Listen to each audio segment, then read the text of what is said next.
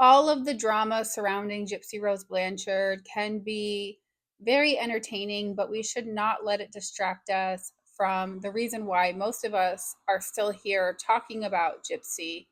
And that is because we just feel like something isn't right, something isn't adding up. We don't believe that the whole truth was ever told. So I think our main goal here is to try to expose Gypsy, because a lot of the information that we've received has been contradicting. I want to talk about Becca Scoop's channel, more specifically the latest video in the 5-part series they put out. And if you have not watched the 5-part series on Becca Scoops, I highly suggest everybody goes and watches it. Everything is laid out in order from start to finish, and so many details are included in these videos that a lot of people are unaware of. In my video today, I want to talk about the roller coaster effect that Becca Scoops brought up in the latest video. This type of roller coaster relationship leaves Nick, especially with his autism, totally off balance. He'll do anything to stop the uncertainty of the roller coaster. Didn't she just do the same thing with Ryan? Yeah, she did. She just did the same exact thing with Ryan. One moment they were newlyweds, the happiest couple ever. Gypsy loved Ryan so much and would stand up for him. And then the next, when things weren't so exciting, Gypsy wasn't happy. Everything flipped. Hi, it's Gypsy and Ryan. Let's play a newlywed game. Sounds good, but we're not really newlyweds. Let's call it the newly together game. Okay, I like that. Oh, I never treat you like an idiot. I never have. I get mad when people treat you like that. I know, and you were starting to act like them. So it's the same exact thing. This is a pattern with Gypsy. On the latest episode of Life After Lockup, we talked about how when Ryan's outside of the car, he says, I don't know, I guess she's still stuck in fairy tale world. I don't know. And this brings me to sort of my next point and the next thing I want to talk about. And I've been thinking about this for a while. I am in no way a professional. I wouldn't consider myself a professional. I will say I do have firsthand experience working with autistic individuals. I've worked with autistic children, and I have seen firsthand that they can become wrapped up in their own imagination and their own interests. Like I said, he sets his mind to something. It's just like he can't focus on other things. I worked with this little girl, and I loved that experience so much, but she was so obsessed with Elmo and Elmo's world that it literally would seem like she was stuck in Elmo's world. And Elmo was part of her personality so much that we had to incorporate Elmo into her behavior plan to teach her, to help her learn. Like I said, I'm not a professional, and I don't know Nick personally or really much about him, but I will say that I know autistic people are very visual, and so using visuals can be beneficial and showing them things and helping them learn. And where I worked, we would use games and these things called social stories, which were really, really helpful in showing children, new skills or whatever we wanted to show them, how to play with their friends, things like that. So I was sitting there thinking, and I'm like, isn't this what Gypsy did with Nick? Think about that video where she, before the whole thing happened, and she goes into her mom's room and she motions with her hand. This reminds me of this type of teaching. She gave Nick a visual. I wholeheartedly believe that Gypsy did her research. I think she knew exactly what she needed to do. She's a beast. Yeah.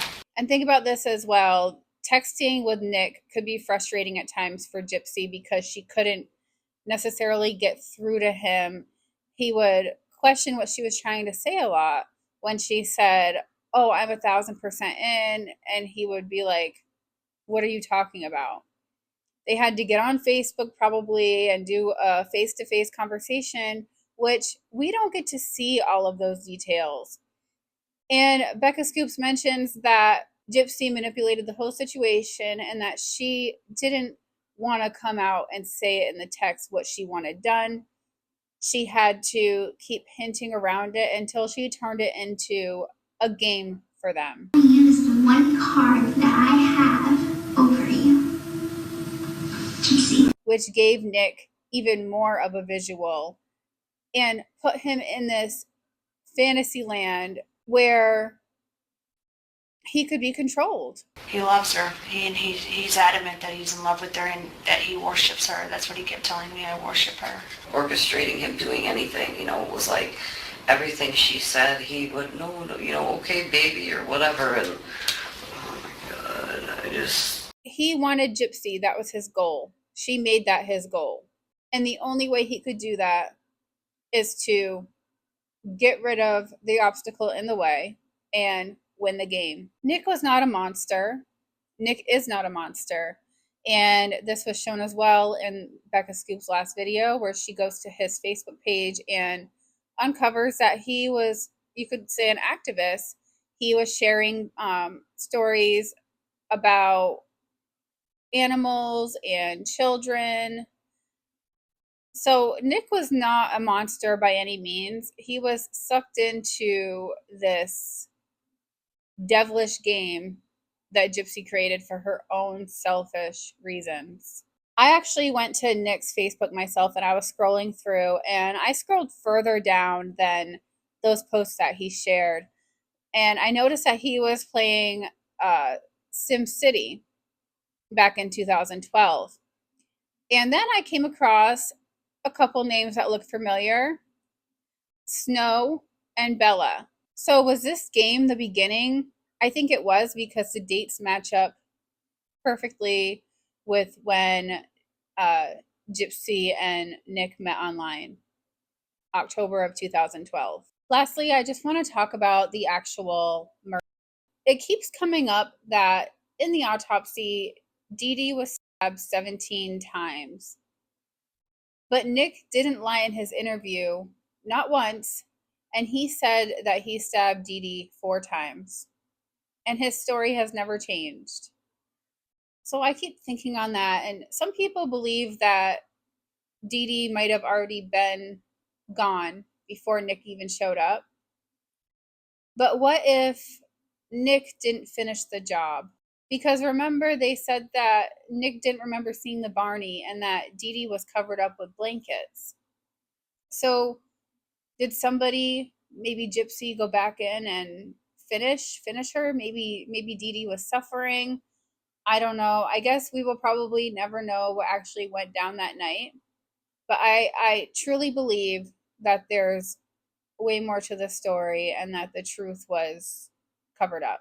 There's just too many inconsistencies and too many lies. And even all of the lies that are piled up now that Gypsy has told just tell me that she was never honest. So like I said at the beginning, it can be funny to see the TikToks made, and all of the drama can be entertaining, but at the end of the day, we're talking about a disgusting crime that started all of this, that made Gypsy infamous.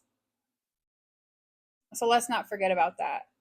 Anyway, guys, I think that's it for this video. As always, share your thoughts in the comments below. Let me know what you think about all of this. And if you like my channel, please subscribe. I'd love to have you stick around, and I'll see you all in the next one. Bye.